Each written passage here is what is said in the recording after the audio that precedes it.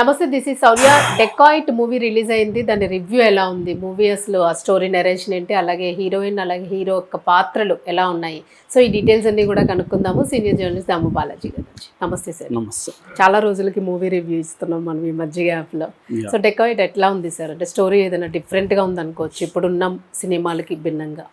అడివిశేష్ సినిమాలన్నీ కూడా కొంతవరకు డిఫరెంట్గా ఉంటాయి. గతంలో వచ్చిన క్షణం దగ్గర నుంచి లేటెస్ట్గా వచ్చిన హిట్ కానీ, లేకపోతే గూఢాచారి కానీ, మేజర్ కానీ, ఇవన్నీ కూడా ఒక డిఫరెంట్ థ్రిల్లింగ్ ఎలిమెంట్స్తో అతను తీస్తాడు. ముఖ్యంగా స్క్రీన్ ప్లే మీద ఇంపార్టెన్స్ అనేది అడివిశేష్ సినిమాలకి ఉంటుంది.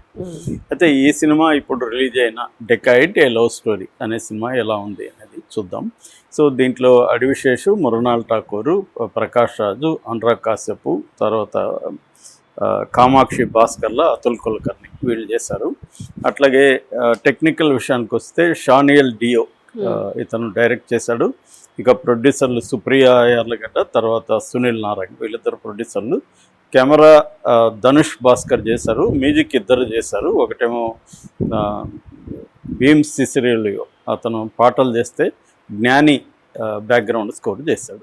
సో కథగా చెప్పుకోవాలంటే ఇది ఒక సింపుల్ కథ. అంటే ఒక అబ్బాయి ఉంటాడు, హరి, అబ్బాయి పేరు హరిదాసు. ఆ అబ్బాయి సరస్వతి అనే ఒక అమ్మాయిని ప్రేమిస్తాడు. ఆ అమ్మాయికి జూలియట్ అని పేరు పెడతాడు, కాబట్టి ఇటు మీద జూలియట్ ఉన్నాం. సో జూలియట్ అనే అమ్మాయి తను ఎలా లవ్ చేసుకున్నారు. ఈ క్రమంలో ఒక మామూలు హ్యాపీ గో లక్కీ కపుల్ లాగా వాళ్ళు ఉన్నారు. సడన్గా ఒక సంఘటన జరిగి ఒక హత్య కేసులో ఇతను జైలుకి వెళ్ళాల్సి వస్తుంది. ఆ హత్య కేసులో జైలుకి వెళ్ళడంలో ఆ అమ్మాయే పట్టించిందన్న ఒక ఇది కలుగుతుంది. సో జైల్లో 13 ఏళ్ళు ఉంటాడు. దాని తర్వాత బయటకు వచ్చి అతను ఆ అమ్మాయి మీద రివెంజ్ తీర్చుకోవాలనుకుంటాడు. రివెంజ్ తీర్చుకోవాలనుకున్నప్పుడు అతనికి కొన్ని షాకింగ్ విషయాలు తెలుస్తాయి. సో అమ్మాయి మీద రివెంజ్ తీర్చుకున్నాడా, తర్వాత అతనికి యాక్చువల్గా హత్య కేసు ఏంటి, అందులో ఇతను ఎందుకు ఇరుక్కోవాల్సి వచ్చింది, ఫైనల్గా క్లైమాక్స్ ఏంటి, ఇది కథ బేసిక్గా. మామూలుగా అయితే హాలీవుడ్ సినిమాలు చాలా నేను ఇట్లాంటివి చూశాను. అంటే క్రిమినల్ గ్యాంగ్స్, వేస్ట్, వాళ్ళ గర్ల్ ఫ్రెండ్లు పట్టి ఇవ్వడం, ఇట్లాంటివి చాలా గుర్తొచ్చాయి నాకు ఈ సినిమా చూస్తున్నప్పుడు. సరే మామూలే అది. సో ఇది బేసిక్ కథ. అయితే కథనాన్ని ఇంట్రెస్టింగ్గా తీసుకున్నారు. జైల్లో ఓపెన్ చేస్తారు. జైల్లో ఇషాక్ బాయ్ అని ఇంకొక చిన్న గ్యాంగ్స్టర్ ఉంటాడు, అతుల్ కులకర్ణి. అతనికి తన స్టోరీ చెప్తాడు ఇతను. సో చెప్తున్న క్రమంలో లవ్ స్టోరీ స్టార్ట్ అవుతుంది. అంటే నాన్ లీనియర్గా ఉంటుంది అనమాట. సో అలాగా మనకి అర్థమవుతుంది. సో ఫస్ట్ హాఫ్ అంతా కూడా ఇతను ప్రేమ, తర్వాత అతని సరదాగా అమ్మాయితో గడపడం, దాని తర్వాత ఈ సంఘటన, ఒక ఎమోషనల్ ఇది, ఒక కాన్ఫ్లిక్ట్, ఇది ఫస్ట్ హాఫ్ ఉంటుంది. ఇంటర్వెల్కి ముందు ఒక చిన్న ఎమోషన్ దీంతో, అంటే ఇక్కడ జైలు నుంచి తను తప్పించుకుంటాడు యాక్చువల్గా. సో అంటే కడప జైలు నుంచి బయటికి తీసుకొస్తా ఉంటే తప్పించుకుంటాడు. అక్కడ నుంచి కథ వేగం పొందుతుంది. సో అక్కడ నుంచి సెకండ్ హాఫ్లో చేంజెస్ ఉంటాయి, ట్విస్టులు ఉంటాయి, టర్న్లు ఉంటాయి, ఎమోషన్ ఉంటుంది, అన్నీ కూడా సెకండ్ హాఫ్లో పెట్టుకున్నారు. ఫస్ట్ హాఫ్లో ఇలాగ ఉంటుంది. ఇది స్క్రీన్ ప్లే. అయితే మామూలుగా అయితే ఇవన్నీ కూడా స్క్రీన్ ప్లే మీద డిపెండ్ అయిన సబ్జెక్ట్ ఇది. కాకపోతే ఏంటంటే అనీవన్గా ఉంది script, screen play. Beginning first half 30 minutes బాగానే ఉంది, మళ్ళీ కొంచెం స్లో అవుతుంది. దాని తర్వాత ఇతను జైలు నుంచి తప్పించుకున్నాక వేగం పెరుగుతుంది. మళ్ళీ సెకండ్ హాఫ్కి వచ్చేసరికి మళ్ళీ డ్రామా, ట్విస్ట్లు, టర్న్లు, ఇవన్నీ కథనంలో అక్కడక్కడ అనీవన్గా పేస్ అనేది వేగం. మామూలుగా అడివిశేష్ సినిమాలో ఈ పేస్ అనేది వేగంగా ఉంటుంది. అందుకని edge of the seat thrillers అంటారు. అంటే మన సీట్లో ఇలా రిలాక్స్ కాకుండా ఏం జరుగుతుందా అన్న టెన్షన్తో చూస్తాం. సో అది మామూలుగా ఉంటుంది. దీంట్లో అది అక్కడక్కడ ఉంది, లేదని కాదు, బట్ చాలా చోట్ల స్లో నేరేషన్లకి కథ వెళ్ళింది. సో దీంట్లో ప్రధానంగా హైలైట్, స్క్రిప్ట్లో కానీ సినిమాలో కానీ హైలైట్ చెప్పుకోవాల్సింది వచ్చి, ఇది ప్రేమ కథ అన్నాడు. ప్రేమ కథ మీదనే ఫోకస్ చేశారు. కానీ డెకాయిట్ అనేది మెయిన్. ఇది డెకాయిట్ అనగానే మనకి దోచుకోవడం కదా, దోచుకోవడం కూడా దీంట్లో ఉంది. హెయిస్ట్ మూవీ అని కూడా అనొచ్చు దీన్ని. ఒక హాస్పిటల్ ఓనర్ ఉంటాడు ప్రకాష్ రాజు. దాంట్లో కోవిడ్ టైంలో మాఫియా ఇవన్నీ కూడా చూపించారు. ఓకే. లవ్ స్టోరీలో కూడా మళ్ళీ కులాన్ని తీసుకొచ్చారు. అంటే ఇతనేమో సోకాల్డ్ తక్కువ కులం, ఆమెమో సోకాల్డ్ ఎక్కువ కులం. దాని ఇది కూడా కొంత అర్బన్ దాంట్లో ఎలా ఉంటుంది ఆ కులం అనేది కూడా కొంతవరకు తీసుకొచ్చారు.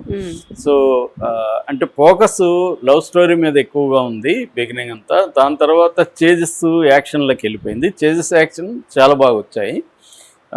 కాకపోతే ఏంటంటే దీంట్లో మేజర్ లోపం ఎక్కడంటే పేస్ ఒకటి. 2 గంటల 32 నిమిషాలు సినిమా ఉంది, ఇంకొక 20 నిమిషాలు లేపేయచ్చు, ఇంకా టైట్గా ఉంటే బాగుండేది. మరి డైరెక్టరు అతను స్లో నెరేషన్ ఎంచుకున్నాడు. ఎప్పుడైనా స్లో నెరేషన్ ఉండొద్దని కాదు, స్లో నెరేషన్ సినిమాలు చాలా ఉన్నాయి. స్లో నెరేషన్లో కూడా విషయం ఉండాలి. మనం కనెక్ట్ అవుతా ఉంటే వాళ్ళతో కూడా మెల్లగా ట్రావెల్ అవుతాం. కనెక్ట్ అవ్వకపోతే మనకి చాలా ఏం జరుగుతుందిరా ఇక్కడ అనిపిస్తుంది. అక్కడక్కడే చుడుతున్న ఫీలింగ్ చాలా చోట్ల నాకు కలిగింది. లొకేషన్స్ అక్కడక్కడే జరుగుతున్నట్టుగా అనిపించింది. రెండోది లాస్ట్లో ప్రీ క్లైమాక్స్ నుంచి క్లైమాక్స్ వరకు మంచి ఎమోషనల్ తీసుకున్నాడు, కానీ అది కొత్తగా లేదు.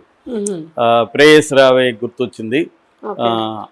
సో నిరీక్షణ ఎలాంటి మూవీస్ ఉన్నాయి కదా సార్, త్యాగం చేయడం అనేది ఇక్కడ కనబడుతుంది.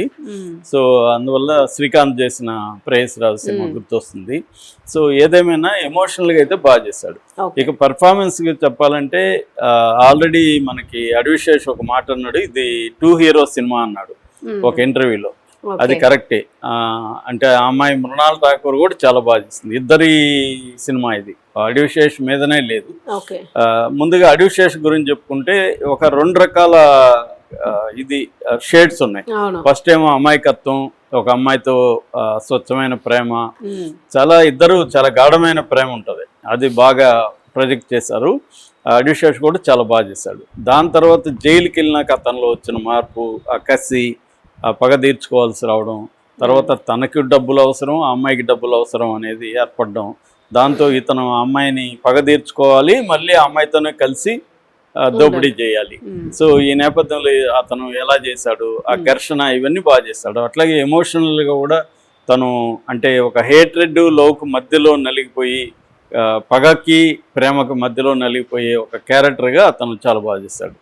అట్లాగే అమ్మాయి కూడా అమ్మాయికి ఒక కారణం ఉంది ఇతను పట్టివ్వడానికి. ఆ కారణము, ఆ అమ్మాయి తర్వాత ప్రాబ్లమ్స్లో ఇరుక్కోవడం, ఇవన్నీ పెర్ఫార్మెన్స్ స్కోప్ ఉన్న పాత్ర. అమ్మాయి కూడా చాలా బాగా చేస్తుంది. సీతారామం తర్వాత మనకి మంచి పెర్ఫార్మెన్స్ మృణాల్ ఠాకూర్ ఈ సినిమాలో కనబడుతుంది. సో ఇద్దరు సినిమాగా చెప్పుకోవచ్చు. అట్లాగే కాన్సెప్ట్ థీమ్ కూడా కొన్ని చోట్ల బాగుంది. అంటే నేను జైలుకి వెళ్ళాను, నువ్వు ఇంట్లో ఉండిపోయినావు, అంటే ఇల్లు కూడా చాలా మంది స్త్రీలకు జైలే, వాళ్ళకి ఏమీ పెద్ద ప్రపంచం ఉండదు, అలాంటి ఒక కాన్సెప్ట్లో ఉంటుంది. అట్లాగే హేట్రెడ్డా లవ్వా అనేది, ఒక్కోసారి కాయిన్కి ఇటు హేట్రెడ్ ఉంటుంది, అటు లవ్ ఉంటుంది. ఏది చాలా తీవ్రంగా లవ్ చేసుకునే వాళ్ళే మరుసటి రోజుల నుంచి విపరీతంగా ఒకరినొకరు హాని చేసుకోవడానికి ట్రై చేస్తుంటారు, హింసించడానికి. అంతకుముందు చిన్న జబ్బు తగిలిన ఫీల్ అయిపోతుంటారు, అవి నువ్వు మధ్య అర్జెంటుగా తిను, నువ్వు ఇప్పుడే తిను, ఇవన్నీ ఉంటాయి.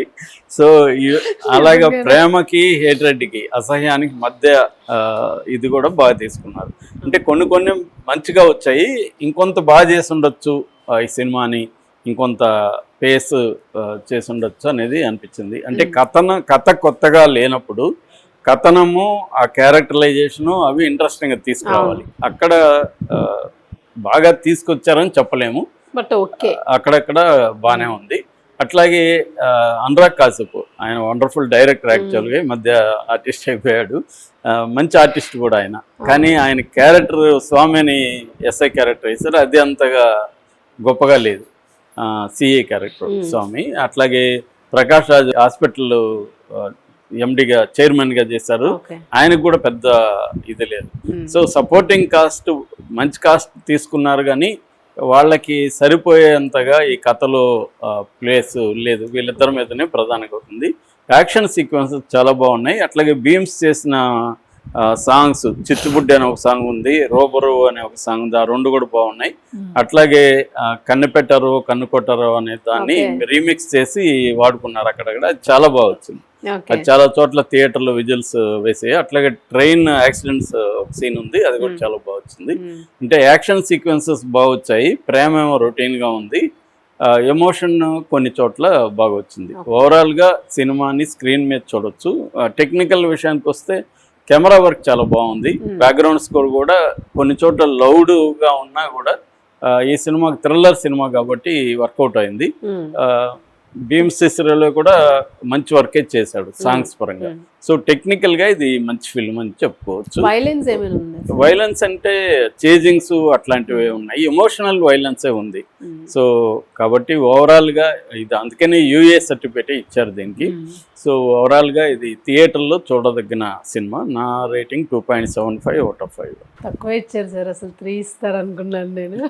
లేదంటే ఎక్కడో మిస్ అయింది అనమాట అది. Right, thank you.